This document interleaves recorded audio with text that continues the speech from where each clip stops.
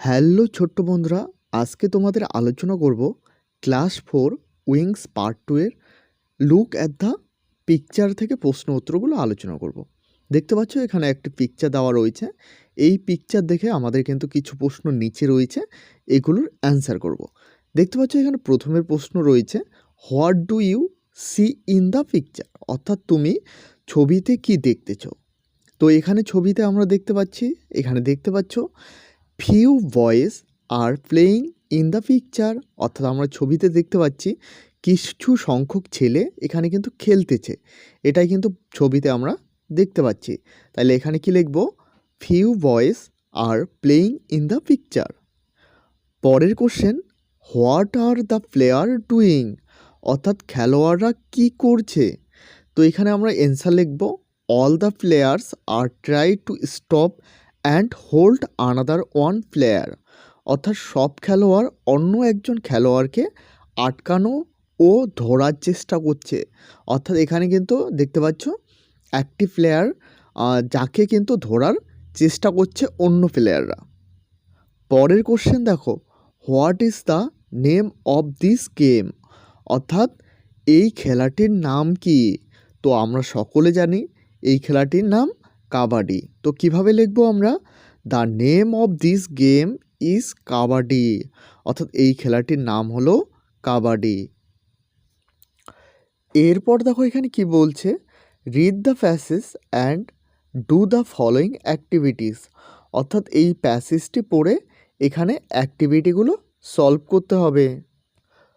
প্রথম প্রশ্ন দেখো, why did Sunil not went to go to school, অর্থাৎ সুনীল কেন স্কুলে যেতে চায় না। এই প্রশ্নের উত্তর আমরা লিখব, Sunil did not want to go to school because there was a bully in his class, অর্থাৎ সুনীল স্কুলে যেতে চায় না তার কারণ হলো তার ক্লাস বা তার শ্রেণীতে একজন গায়ের জোর ফলানো ছেলে ছিল। পরে প্রশ্ন, what did the bully do, গায়ের জোর ফলানো ছেলেটি কি করত।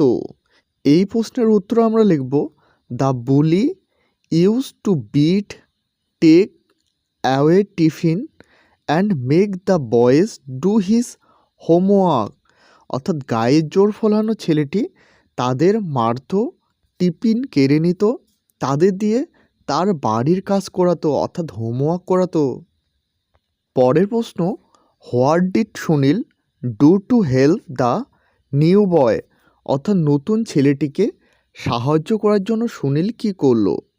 এই প্রশ্নের উত্তর আমরা লিখব, Sunil hit the bully when he was beating the new boy, অর্থাৎ সুনীল গায়ের জোর ফলানো ছেলেটিকে আঘাত করেছিল যখন সে নতুন ছেলেটিকে মারছিল। এবার আমরা অ্যাক্টিভিটি 2 সলভ করব।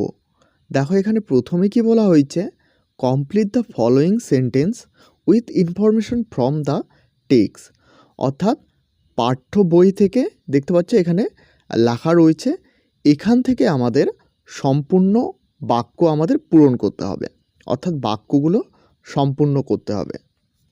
সুনীল নেভার হ্যাড, তো এটার উত্তর এখানে দেখতে পাচ্ছ লেখা রয়েছে, এ ফাইট ইন হিজ লাইফ, অর্থাৎ সুনীল তার জীবনে কখনো মারামারি করেনি।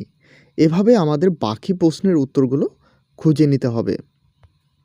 এরপরে প্রশ্ন, দ্য নিউ বয়, তো এটার উত্তর কিন্তু এখানে রয়েছে, the new boy started facing the some problem and Cry all day, অর্থাৎ নতুন ছেলেটি এখন সমস্যার মুখোমুখি হলো এবং সারাদিন কাঁদলো, তার জন্য এখানে কিন্তু বলা হয়েছে ক্রাইড।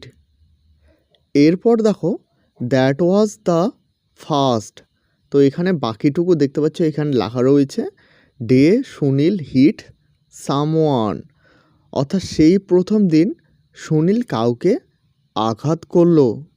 পরে প্রশ্ন, সুনীল হ্যাড ইমাজ, বাকিটুকু হবে অ্যাজ দ্য সেভারাল আননোলিয়াংলি, অর্থাৎ অজান্তে সুনীল রক্ষাকর্তা হিসাবে প্রকাশিত হলো। এই হলো ছোট্ট বন্ধুরা উইংস অ্যাক্টিভিটি 1 এবং অ্যাক্টিভিটি 2 সলভ করে দিলাম। এরকম ভিডিও পেতে অবশ্যই চ্যানেলটিকে সাবস্ক্রাইব করবে এবং সাথে থাকা বেল আইকনটি প্রেস করতে ভুলবে না।